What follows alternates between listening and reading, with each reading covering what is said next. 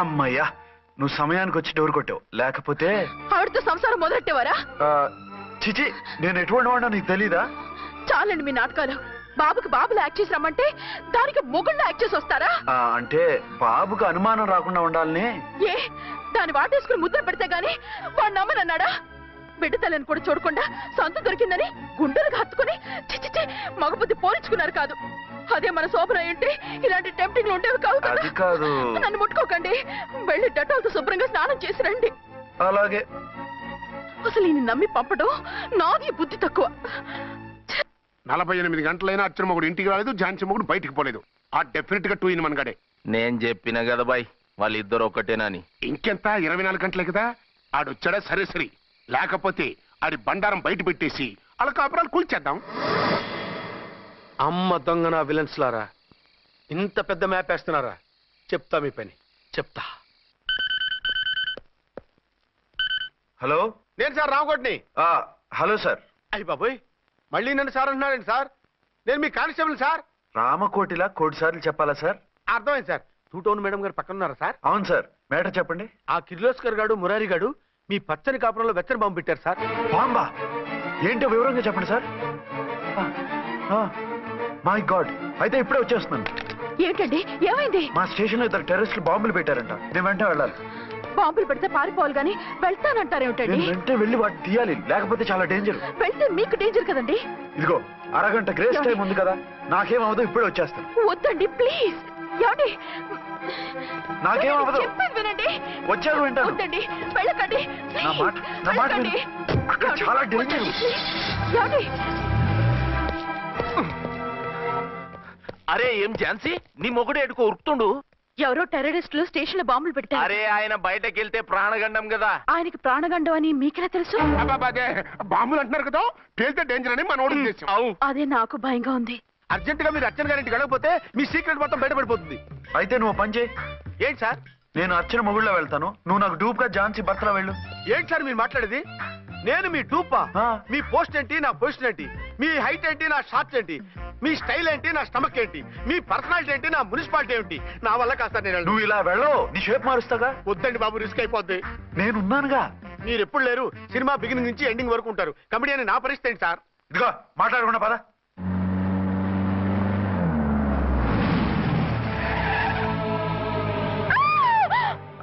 భయపడకండి, భర్తని భయపెట్టాలే గాని భర్తను చూసి భయపడకూడదు. భర్త ఏంటి? ఆ కట్టు లోపల ఉన్నది మీ ఆయనే. ఏమైంది ఆయనకి? పోలీస్ ప్రాణాలు కాపాడడం కోసం ఆయన సొంత చేతులతో బాంబులు తీసి పరిగెత్తుంటే అవి కాస్త పేలిపోయాయి. వద్దు వద్దు అంటుంటే కూడా వినకుండా వెళ్ళారు. దూరం దూరం. ఈ సమయంలో ఆయన్ని వాటేసుకుంటే లోపల ఉడికిన వంకాయలా ఉన్న ఆయన బాడీ బర్స్ట్ అయి బతకడం కష్టమని అపోలో డాక్టర్స్ ఆవేదనతో చెప్పారు. ప్రాణగండ ఉందని చెప్పినా వినిపించుకోకుండా వెళ్ళారు. చూసారా ఎంత ఘోరం జరిగిపోయిందో. అదే మీ పసుపు తాడు సైకిల్ చైన్ లా గట్టిది కాబట్టి ప్రాణాలతో బయటపడ్డాడు. పదండి లోపల తీసుకెళ్దాం. జాగ్రత్త, మెల్లగా మెల్లగా సార్. తంబి, ఈడి సింగిల్ కాదు డబలే. గంతేనంటావన్నా? ఎదురకుండా ఎవిడెన్స్ కనపడతాడే గంతేనంటావా అంటావేంటయ్యా? వాళ్ళిద్దరు, వాళ్ళకిద్దరు, మనమిద్దరు.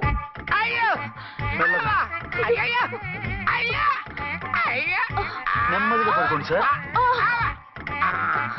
మీరెళ్ళి ఫ్యాన్ తీసుకోండి.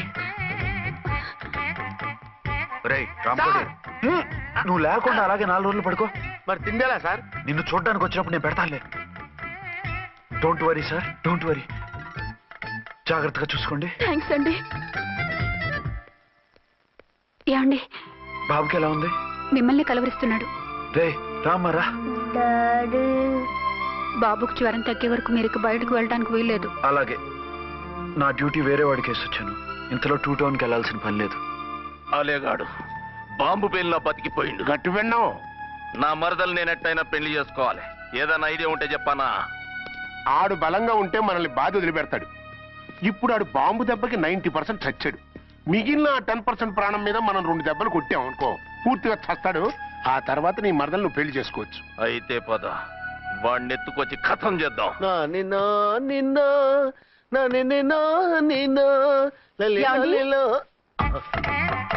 నా మాట వినకుండా వెళ్ళారు. ఇప్పుడు చూడండి ఎంత బాధపడుతున్నారో. లేవండి. లేస్తే పడుకోలేను. నేను పడుకోబెడతానుగా, లేవండి, జ్యూస్ తాగుదురు గాని. ఇప్పటికి 6 సార్లు తాగాను, ఇంకా నా వల్ల కాదు.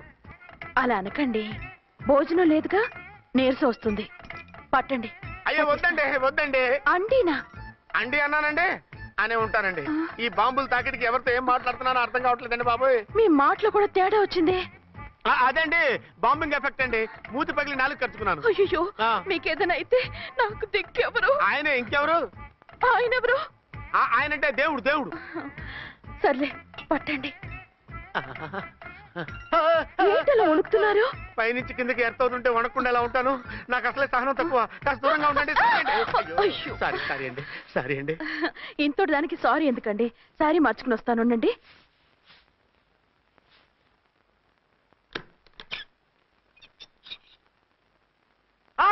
వద్దు, వద్దు, వద్దు, వద్దు. ఏంటండి, ఏమైంది? నా ఎదురుగా బట్టలు మార్చుకోవద్దు, నేను తట్టుకోలేను.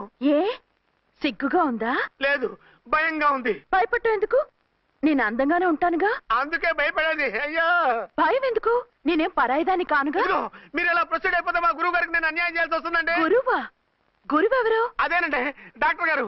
ఈ కట్లిప్పే వరకు నన్ను స్టార్ట్ టీవీ కూడా చూడొద్దన్నారండి. మీరు సైడ్కి వెళ్ళి మార్చుకోండి, లేకపోతే నేను ఎమోషన్ అయిపోతాను. అదా మీ భయం? అయితే ఉండండి. థ్యాంక్స్. అమ్మయ్యా, ఈ గంటకి గండం గట్టెక్కింది నాయనా. ఇలాంటి టైప్ సీన్లు ఉన్నాయని తెలిస్తే నేను సచ్చినా వచ్చి ఉండేవాడిని కాదు. పరిస్థితులు ఇలాగే కొనసాగితే నేను కాలు జారటం ఖాయం. దేవుడు, కాలు జారటం ఖాయం. చిన్న పిల్లలు ఏంటి అరుపులు? కాసేపు ఓర్చుకోండి, అవే తగ్గిపోతాయి. పుసుకేసుకుని ఉంటారా దేవుడు?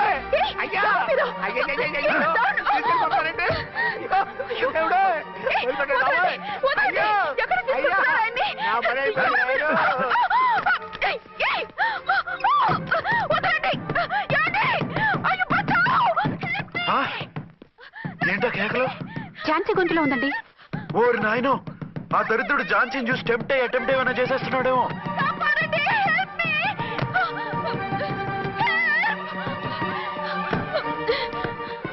ఏంటి ఝాన్సీ, ఏమైంది? మా ఆయన కిడ్నాప్ చేసి తీసుకెళ్ళిపోతున్నారండి. ఎవరు?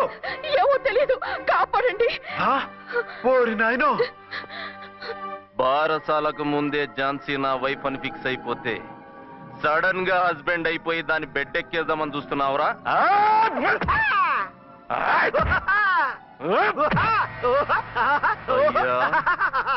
నేనింత సీరియస్ గా కొడుతుంటే వీడు కామెడీ లెక్కన అవుతుండేంది. ఈడి ఏడిపే ఇలా లాఫింగ్ టైప్ లో ఉంటదేమో. ఇంకో 2 రౌండ్లు వేసుకో. వేసుకో, వేసుకో, వేసుకోరా బాబు.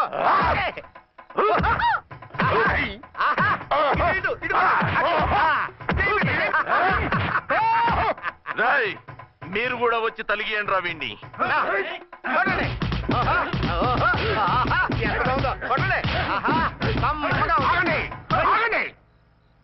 ఈడు ఎందుకు ఏడవకుండా నవ్వుతున్నాడో నాకు ఇప్పుడు అర్థమైంది. ఎందుకు? డల్ల పరుపు మందాన బ్యాండేజ్ చుట్టుంటే దెబ్బ ఎలా తగులుతుంది? గదా సంగతి. అదే కట్లు మొత్తం ఇప్పి కొట్టుర్రా వీణ్ణి. వద్దు, వద్దు, కట్లు మాత్రం ఇప్పొద్దు. ఏ లోపట బట్టలు లేవా? డ్రాయర్ కూడా లేదు. ఏం పర్లేదు, మేము మగాళివే కదా. ఇప్పండి రా. వద్దు, వద్దు బాబాయ్, కట్లు ఇప్పొద్దు. కట్లు ఇప్పొద్దు రాయ్. బాబోయ్, కట్లు ఇప్పుతున్నారు బాబోయ్. బాబా, ఏంటిది? రక్షించండి సార్, నన్ను రక్షించండి సార్.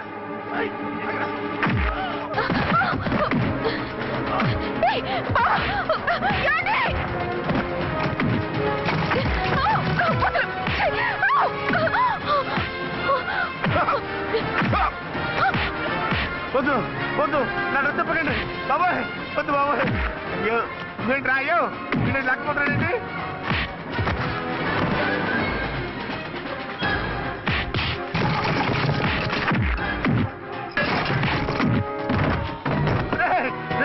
నాకంటే రా, నర్మై చేస్తావు రే.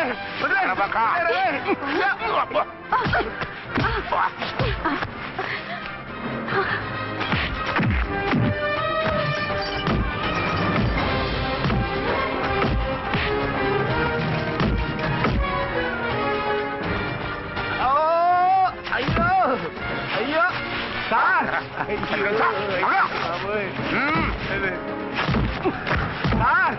సార్, సార్,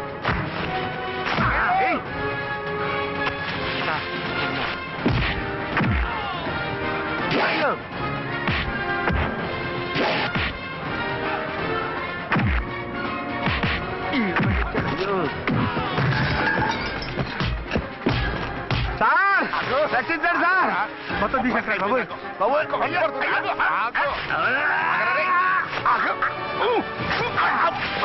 మళ్ళీ స్లిప్ అయిపోయాడు నాయన. సార్ ఏయ్, సార్ రక్షించండి సార్ సార్ రక్షించండి సార్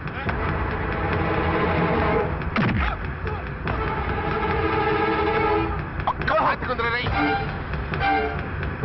వేసు రేయ్.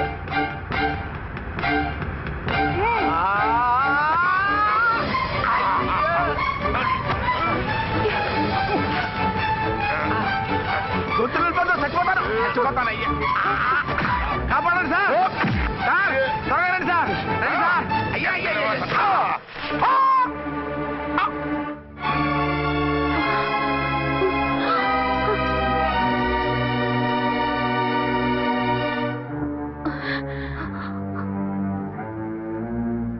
నువ్వా నువ్వు ఈ వేషాలు ఎందుకు వచ్చావు? నన్నెందుకు మోసం చేశావు? సారీ, నిన్ను మోసం చేసిన వీడి కాదు, వారు. మా ఆయన ఎక్కడా? బైబిల్ మొత్తం చదివి ఏ సుప్రీం ఎవరని అడుగుతా వింటమ్మా. ఎంతకాలం నీకో మొగుడు ఉన్నారనుకుని తెగ మురిసిపోయారు. కానీ మీరు కట్టుకున్నది పంచుకున్నది ఒకే ఒక మొగుణ్ణి, వారే వీరు.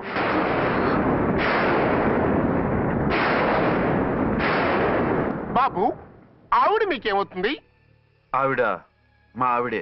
ఆవిడ ఆవిడ మా ఆవిడే. విన్నారుగా లేడీస్, ఈ సీన్ లో ఇక మన పని అయిపోయింది. ఇప్పుడు వన్ డే మ్యాచ్ మొదలవుతుంది. టాస్ వేసుకుని ఎవరు బౌలింగ్ చెయ్యాలో ఎవరు బ్యాటింగ్ చెయ్యాలో వాళ్ళే డిసైడ్ చేసుకుంటారు. మనం గ్యాలరీలో కూర్చుని మ్యాచ్ చూద్దాం పద. ఎందుకింత మోసం చేశారు? ఎందుకింత ద్రోహం చేశారు? నేను ఎవరిని మోసం చేయలేదు, ఎవరికి ద్రోహం చేయలేదు. పాపం, విధి ఆడిన వింత నాటకంలో ఆర్టిస్ట్ అయి ఉంటాడు. చెప్పండి, ఒక పెళ్లి చేసుకుని నన్నెందుకు రెండో పెళ్లి చేసుకున్నారు? మీకు భార్యగా నేను సరిపోలేదా? ఆవేశపడకుండా నేను చెప్పేది వినండి. నువ్వు చనిపోయావు అనుకుని అందరూ కలిసి నాకు బలవంతంగా పెళ్లి చేశారు. ఆ విషయం నాకెందుకు చెప్పలేదు? పెళ్ళయిందంటే నేను చేసుకోనన్నా చీకొడతానన్నా? నిజం దాచి పెళ్లి చేశారని నాకు మన పెళ్ళైన తర్వాత తెలిసింది. అప్పుడైనా మీరు చెప్పాలిగా, ఎందుకు చెప్పలేదు? చెప్తే నువ్వు మిమ్మల్ని వదిలేస్తానని భయపడి చెప్పలేదా? నన్ను వాడుకునే ఛాన్స్ మిస్ అవుతుందని చెప్పలేదు? Don't talk రబేష్. కొంతకాలం ఆగి చెప్తే చచ్చినట్టు పడుంటారు. ఎంచక్క ఇద్దరితోనూ సంసారం చేయొచ్చని ఆశపడ్డారా? అది కాదు అర్చన, నువ్వైనా నన్ను అర్థం చేసుకో. చచ్చిపోయాననుకుని తను చేసుకున్నారు అంటే మీ మనసులో నాకు స్థానం లేదు, నా మీద మీకు ప్రేమ లేదు. అదేం మాట అర్చన? ఎస్, నా మీద ప్రేమే ఉంటే పెళ్లి చేసుకుందామనే ఆలోచన మీకు వచ్చి ఉండేది కాదు. మరో పెళ్లి చేసుకోరు. నేను చెప్పేది విను. నన్ను ముట్టుకోకండి. ఏ రోజైతే తన మెళ్ళో తాళి కట్టారో ఆ రోజే మన బంధం తెగిపోయింది. ఆ రోజే మీ అర్చన నిజంగా చచ్చిపోయింది. ఉండండి, తనతోనే ఉండండి, తన్నే భార్యం చేసుకోండి. నాకు కావాల్సింది శీల చెడిన మగాడు కాదు, శీల ఉన్న మొగుడు. Out out. బంగారం లాంటి మా సిఐ గారి కాపురాల్ని నాశనం చేశారు. రేయ్! వచ్చే సినిమాలో హీరోగా పుట్టి మీ ఇద్దరి అంతు చూస్తాను. ఖబర్దార్. ఏమో అర్చన, ఏమిటి నువ్వు చేసిన పని? మాట్లాడుకో, నీకు మాట్లాడే అర్హత లేదు. నేను నీ తల్లినే. కూతురి మొగుడికి రెండో పెళ్లి చేసిన నువ్వు తల్లివా? నాకు సవతిని తెచ్చిపెట్టిన నువ్వు తల్లివా? తల్లివైతే నీ అల్లుడికి మళ్ళీ పెళ్ళెందుకు చేశావు? నువ్వు చచ్చావని అతను కుమిలిపోతుంటే చస్తాడేమని భయపడి పెళ్లి చేశానే. ఏం తప్ప? ఖచ్చితంగా తప్పే. నాకే కన్నొక్కరా కానొక్కరా, నాలో ఏ లాభం ఉందని, ఏం తక్కువ అని రెండో పెళ్లి వాడికి రెండో పెళ్ళంగా పడి ఉండాలి. అంటే జీవితాంతం మొగుడు లేకుండా బతుకుతావా? మొగతోడు లేకుండా ఉంటావా? ఏ మొగుడు లేకుండా బ్రతకలేనా? ఆడదానికైనా మొగుడు అవసరం, మగాడికి పెళ్ళ అవసరం లేదా?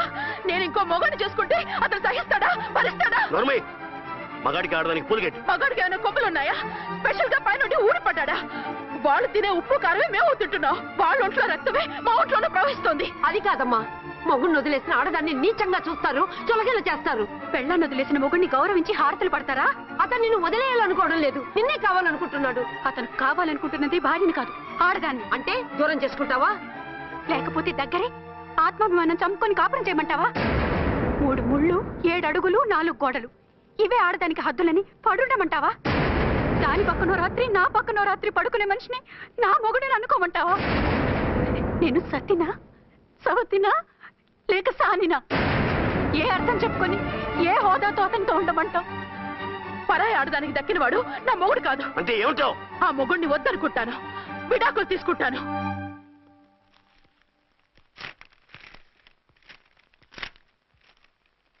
ఏమిట్రా అది? లాయర్ నోటీసులు. లాయర్ నోటీసులు? ఎవరు పంపారు? నీ కోడళ్ళు. దేనికి? వాళ్ళకి విడాకులు కావాలంట.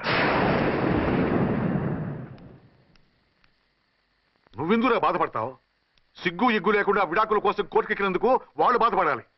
నీలాంటి మంచి మొగుడిని దూరం చేసుకుంటున్నందుకు వాళ్ళు ఏడవాలి. మీసం లేని వాళ్ళు వాళ్ళకి అంత పట్టుదల రోషం ఉన్నప్పుడు మీసం ఉన్న మగాడివి నీకెంత ఉండాలరా? వాళ్ళకి నువ్వు అక్కర్లేనప్పుడు నీకు వాళ్ళు అక్కర్లేదు. ఇంతకాలం నువ్వు చెప్పింది నేను విన్నాను, ఇప్పుడు నేను చెప్పింది నువ్వు వినాలి. మొగుండి వదిలేసిన వాళ్ళకి మొగుడు దొరకలేమో కానీ పెళ్ళాం వదిలేసిన మొగుడికి 1,00,000 మంది దొరుకుతారు. నువ్వు మళ్ళీ పెళ్లి చేసుకో. అప్పుడు గాని జనం నేల మీద ఉయ్యరు. ఊహించుకుని పనిచేసింది వాళ్ళురా. నువ్వు వాళ్ళని మర్చిపోలేక జీవితాంతం నరకం అనుభవిస్తుంటే చూసి ఆనందించాలని వాళ్ళ ప్లాన్. నువ్వు మళ్ళీ పెళ్లి చేసుకుంటే ఆ కుక్కలు చెప్పుతో కొట్టినట్టు అవుతుంది. అంటే ప్రతీకారం కోసం పెళ్లి చేసుకోమంటావా? లేకపోతే ఇంకా వాళ్ళకి మొగుండని వాళ్ళ ఫోటోలు పట్టుకుని కుళ్ళి ఏడుస్తావా? ఒక్కసారి చేసిన తప్పుకే నరకం అనుభవిస్తున్నాను.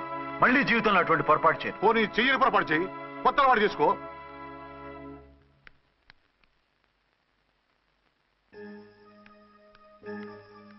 ఇదిగో నాలాగా తాగుడు అలవాటు చేసుకో. బాధల్ని బాధ్యతల్ని మర్చిపో. పెళ్ళాలు వదిలేసిన మొగుడని అవమానం పడే కంటే గౌరవంగా తాగుబోతు అనిపించుకో. అలాగే తండ్రిగా ఆనందిస్తాను. తీసుకో.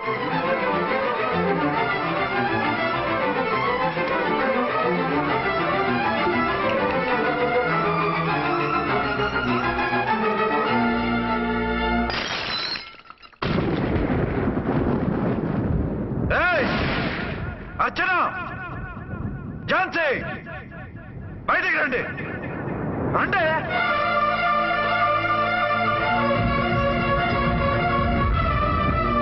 भाई और बहनों, देखो, ये मेरा फर्स्ट पत्नी है. ఇది నా సెకండ్ పత్ని. ఏంటి ఆ లుక్లు? తాగొచ్చానా? నేను తాగలేదే, మీరే తాగించారు. తెగేదాకా తెచ్చారు, తాగేదాకా తీసుకొచ్చారు. నాకు విడాకులు ఇస్తారు. మనది పెళ్ళా పేకాట? ఆడినంతసేపు ఆడి మధ్యలో మిడిల్ డ్రాప్ చేయడానికి. అసలు నేను మీకేం ద్రోహం చేశాను? నువ్వు తిరిగి రాగానే on the spot first night cancel చేసుకుని నీ దగ్గర పరిగెత్తు రావడవా? ఇంకో మగాడు ఎవడైనా అయితే అలా వచ్చేస్తాడా? చెప్పను. ఛాలెంజ్. నువ్వు చచ్చావనుకుని పిచ్చి వెదవలా తయారయ్యాను. కళ్ళు పూసుకుంటే కళ్ళలోకి వస్తున్నావని కంటికి నిద్ర లేకుండా కడుపుకి తిండి లేకుండా గడిపాను. చచ్చి నీ దగ్గరికి వద్దాం అనుకున్నాను. కానీ నా కన్న తల్లిని మర్చిపోలేక తాగుడికి అలవాటు పడ్డ మా నాన్న నా జీవితంలా నీ జీవితం కాకూడదురా, భార్య లేని లోటేంటో నేను చవి చూశాను, మళ్ళీ పెళ్లి చేసుకోరా అని బలవంతం చేస్తే చచ్చి కన్న తండ్రిని ఏడిపించలేక బతికి దీన్ని పెళ్లి చేసుకున్నానే తప్ప దీని రంగు పొంగు చూసి వెర్రెత్తి కాదు. అది నేరమా? పాపమా? ఏమే ఈ ఏటి మేటి సౌత్ ఇండియన్ పతివ్రత, నీ సంగతి ఏమిటే? సెకండ్ హ్యాండ్ మొగుడు దొరికాయండి షేక్ అయిపోతున్నావా? ఇంతకు ముందు నేను ఎప్పుడైనా తాగానా? నేను తాకానా? కామం కళ్ళకెక్కి నీతో మంచం ఎక్కానా? మజా చేశానా? పెళ్ళైన తర్వాత కూడా నిన్ను పతివ్రతలా బతకనిచ్చాను కదే. నేనే దుర్మార్గుడిని అయితే, ఆడదాన్ని అవసరంతో ఏడ్చేవాడిని అయితే, ఎప్పుడో నిన్ను చెడిపోయేదాకా చెడగొట్టేవాడిని. కానీ ఎందుకు అలా చేయలేదు? ఎందుకు నీది తప్పలేదు? భార్యగా అర్చన నాలో బతికుంది కాబట్టి. నిజం చెప్పలేదు అని చెప్పుకోవాల్సిన మేకలా గించుకుంటున్నావు. ఎందుకు చెప్పలేదో తెలుసా? నా కూతుర్ని ఎవరు చేసుకోవడం లేదు, రెండో పెళ్ళంటే వద్దంటుంది అని మా బాబు దగ్గరకు వచ్చి ఏడిస్తే నాకు అబద్ధం చెప్పి నీకు తాళి కట్టించారే. 20 ఏళ్లుగా కనీ పెంచిన నీ అబ్బే నీకు నిజం చెప్పినప్పుడు నేనెందుకు చెప్పాలి? అది బతికొచ్చిన తర్వాత మా వాళ్ళు నీకు నిజం చెప్పలేదని తెలిసింది. అప్పుడు నాకు ఇదివరకే పెళ్ళయింది, చచ్చిందనుకున్న నా పెళ్ళం తిరిగి వచ్చిందని నీకు చెప్తే గుండె పగిలి చేస్తావని నీకు చెప్పలేదే. నువ్వంటే నా ఆల్ ఇండియా పతివ్రత 9 నెలలు లంకలో ఉండొచ్చిన సీతని అగ్ని ప్రవేశం చేయమన్నాడా రాముడు? ఎవడో వెదవ కూత కుషాడిని కడుపుతో ఉన్న తన పెళ్ళాన్ని అడవిలోకి పంపించాడు అదే రాముడు, నీ ఫేవరెట్ గాడ్. నువ్వు అడ్రస్ లేకుండా 25 నెలలు ఎక్కడికో పోతే ఎక్కడున్నావు, ఏం చేశావు, ఎవరితో ఉన్నావు అని అడిగానా? లేదు. అనుమానించానా? లేదు. భార్య అంటే ప్రేమ, భార్య అంటే నమ్మకం, భార్య అంటే విశ్వాసం. ఆ రాముడు గ్రేటా నీ మొగుడు గ్రేటా చెప్పవే చెప్పు. ఆ రాముడిని దేవుణ్ణి చేసి గుళ్ళో కూర్చోబెడితే నన్ను రాయించేసి రోడ్డు మీదకి ఇసిరేస్తావా? పేరుకు పెళ్ళానివే గాని నిన్ను అమ్మకన్నా ఎక్కువగా ప్రేమించానే. నువ్వు కనీసం ఆ బిడ్డకిచ్చే విలువ కూడా ఇవ్వలేదు కదే తల్లి. ఇద్దరు భార్యలకి న్యాయం ఎలా చేయాలో తెలియక కుమిలిపోయా. మీ ఇద్దరికి నిజం తెలిస్తే ఏమైపోతారో అని భయపడ్డాను. మీ కంట్లో నీళ్లు రాకూడదని మీరిద్దరూ ఏడవలసిన ఏడుపు నేనేడ్చానే. ఇంత చేస్తే మీరు నాకు విడాకులు ఇస్తారా? అసలు మీరిద్దరు పొజిషన్లోకి రండి రండి. నన్ను వద్దని మీరిద్దరు వదిలేస్తే వచ్చి మీ కాళ్ళ మీద పడతారనుకున్నారా? నెవర్. అవును, నన్ను వద్దనుకున్నప్పుడు నేను కట్టిన మంగళసూత్రాలు మాత్రం ఎందుకు?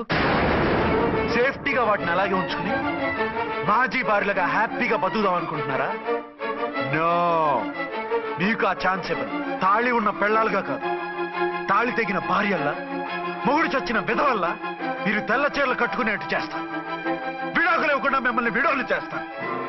జీవితాంతం కుళ్ళి కుళ్ళి కుళ్ళి ఏడ్చేలా చేస్తాను. బాయ్. ఆగండి. ఏ నేను చావడం కూడా నీకు ఇష్టం లేదా? మీరు బతకాలి, నిండు నూరేళ్లు సుఖంగా జీవించాలి. మీ మీద ప్రేమ లేక కాదు, మీరంటే ఏంటో తెలియక కాదు.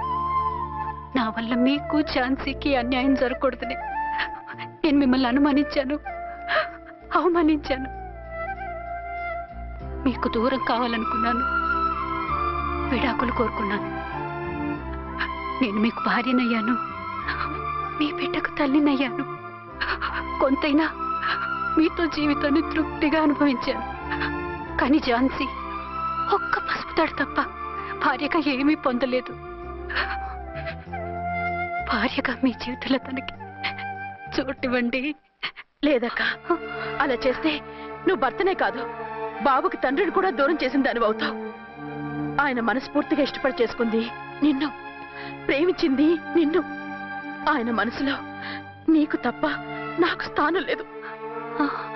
నువ్వు బలవంతంగా నన్ను భార్యని చేసినా మనిషిని సొంతం చేసుకోగలను గాని మనసును పంచుకోలేను. ఆ భార్య స్థానం ఎప్పటికీ నీదే. ఒకరి మీద ఒకరు ఇంత ప్రేమను పెట్టుకొని ఒకరి గురించి ఒకరు ఆలోచించి మీ జీవితాలని పాడు చేసుకోకండి. అక్క చెల్లెళ్ళలాగా కలిసిమెలిసి అతను సుఖపెట్టి మీరు సుఖంగా ఉండండి. క్షమించండి, నాకు భార్య అర్చనే కానీ ఝాన్సీ కాలేదు. అవునా? ఆయన ఎప్పటికీ శ్రీరామచంద్రుడిలాగానే ఉండాలి. ఆ రాముడికి సీత ఒక్కటే. ఆ సీత అక్కే. మరి నీ బతుకు? నేను మళ్ళీ పెళ్లి చేసుకుంటాను. నా గురించి ఆలోచించకుండా మీరిద్దరూ సుఖంగా సంతోషంగా ఉండండి. ఈ రోజు నుంచి ఆవిడే మీ ఆవిడ.